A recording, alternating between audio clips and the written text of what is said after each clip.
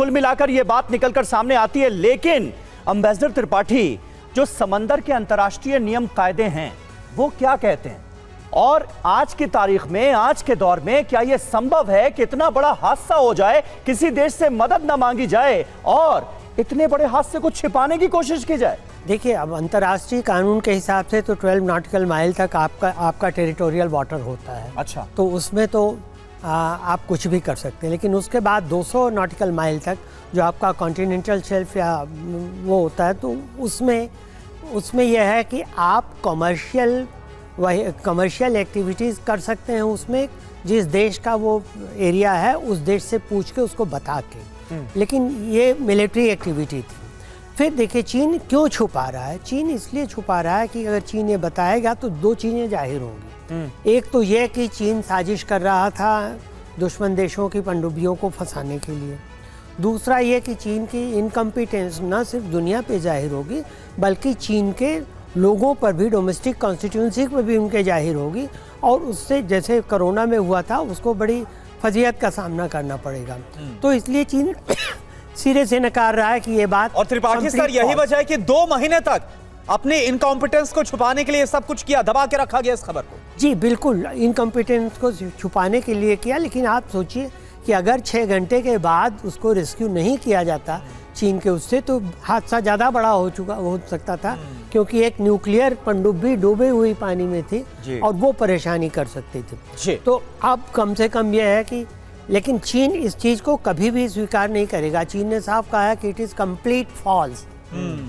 तो बिल्कुल, तो चीन ना तो स्वीकार कर रहा है और ना ही पूरी तरह सच्चाई को सामने लाने की वो एक्सेप्ट कर रहा है, कोशिश भी करता हुआ नजर नहीं आ रहा।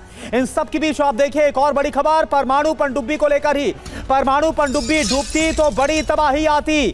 परमाणु से बड़ा हादसा होने से टल गया, जैसा भी त्रिपाठी सर आप बोल भी रहे थे, समंदर में घुल सकता था रेडियो एक्टिव पदार्थ। और यही वजह है कि अगर तुरंत, क्योंकि 6 घंटे के अंदर इस पूरे ऑपरेशन को अंजाम दिया गया, किस तरह से परमाणु पनडुब्बी को ऊपर लाया गया सतह पर, क्योंकि ऑक्सीजन सिस्टम फेल हो गया था, इसलिए अंदर 55 जो नौसैनिक सवार थे जो इसके अंदर मौजूद थे, उन सब की मौत तो हो जाती है, लेकिन एक बड़ा पनडुब्बी हादसा जो परमाणु हादसे में तब्दील हो सकता था, उससे रोका गया। समीर। बिल्कुल, और यही सबसे इंपॉर्टेंट, सबसे महत्वपूर्ण पहलू है करुणा, जिसका आपने अभी जिक्र किया। अगर रेडिएशन फैल जाता तो क्या होता? अगर परमाणु पनडुब्बी डूबती तो होता क्या? ये देखिए आप, ये हम आपके सामने कुछ अहम इंफॉर्मेशन रखने जा रहे हैं।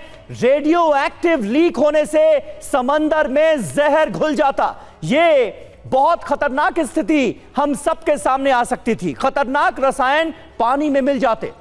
खतरनाक रसायन घुलने से समुद्री जीवों को भी खतरा होता। ये देखिए, अगर परमाणु पनडुब्बी डूबती तो क्या होता, वो सिनेरियो हम आपके सामने रख रहे हैं। रेडियो एक्टिव लीक होने से समंदर में जहर घुल जाता, पानी जहरीला हो जाता, खतरनाक रसायन पानी में क्योंकि मिल जाते परमाणु पनडुब्बी डूबने के बाद। तो ये जो स्थिति थी वो बहुत भयानक होती। खतरनाक रसायन से समुद्री जीवों को भी खतरा होता। समंदर के अंदर जो जीव होते हैं वो मरने लगते। चीन को बहुत बड़ा सामरिक नुकसान उठाना पड़ता। तकनीक दुश्मन देशों के हाथ लगने का भी खतरा था।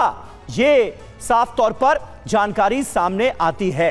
राजेश कुमार जी, क्या इन सारी वजहों में सबसे बड़ी वजह यही आपको नजर आती है कि परमाणु पनडुब्बी अगर डूबती तो उससे रेडिएशन का जबरदस्त खतरा पैदा हो जाता? और अब इस हादसे के सामने आने के बाद होता क्या आप देख रहे हैं? क्या चीन को यूं ही छोड़ दिया जाएगा, क्योंकि घटना तो अपने आप में बहुत बड़ी है और इसके नतीजे भी बहुत खतरनाक हो सकते थे?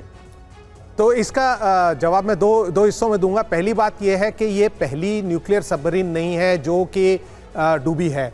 यूएस के 2 सबमरीन्स, यूएसएस थ्रेशर और यूएसएस स्कॉर्पियन, डूब चुकी हैं और उनका कुछ खास अता पता नहीं है। अच्छा। और एक रशियन सबमरीन कर्स्क जो फिनलैंड के पास बाल्टिक सी में डूबी थी, और वो भी काफ़ी शैलो वाटर में 110 या 120 फीट में, जिसमें उन्होंने भी अंतर्राष्ट्रीय मदद लेने से इनकार कर दिया था, और जो 23 बचे हुए उनके सेलर्स थे वो भी मर गए उसके बाद। तो टोटल 118 लोग मरे उस हादसे में।